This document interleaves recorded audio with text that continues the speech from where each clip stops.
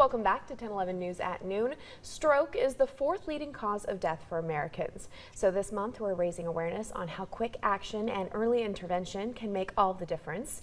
Here with us today is Dr. Callie Roberts, vascular surgeon at CHI Health Nebraska Heart. We're recognizing that stroke and that quick response can improve chances for recovery greatly. So Dr. Roberts, thank you so much for being here today. Thanks so much for having me. Yeah, so what are some signs or some symptoms of stroke that folks can watch out for? Yeah, so there's an acronym we can use, which is BFAST, that you can see on your screen. Ultimately, the real ones to take away are one-sided weakness or numbness, difficulty speaking, or loss of vision in one eye. If any of those symptoms happen, then you want to get to the emergency room or call 911 as soon as possible, because time is really of the essence. Okay, and those symptoms, I know, for heart attack, it really depends on if you're male or female. Those could change.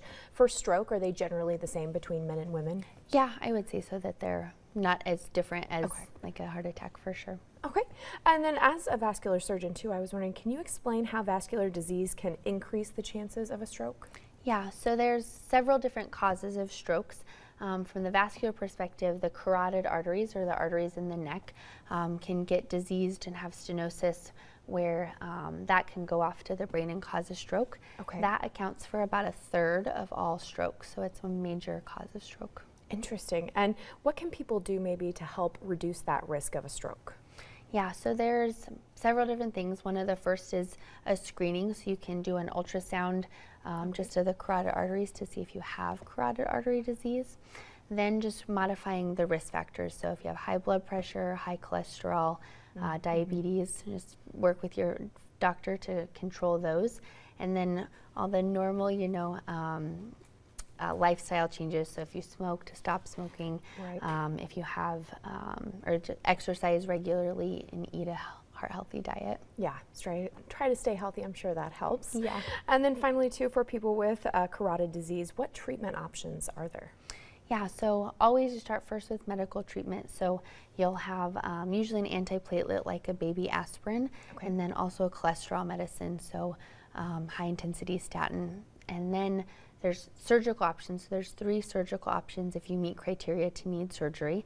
The first, or kind of the standard or gold standard, is the carotid endarterectomy, where you make an incision along the neck, go in, basically clean out the artery, and then sew it back together with a patch. The third, and it's a little bit newer, is a TCAR, where you make a smaller incision just above your collarbone, access the carotid, and then put a stent up.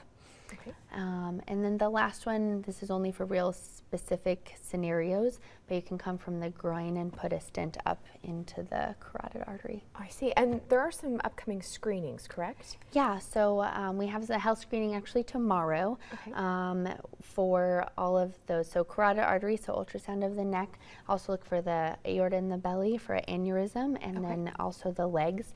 All 3 of those are like $99.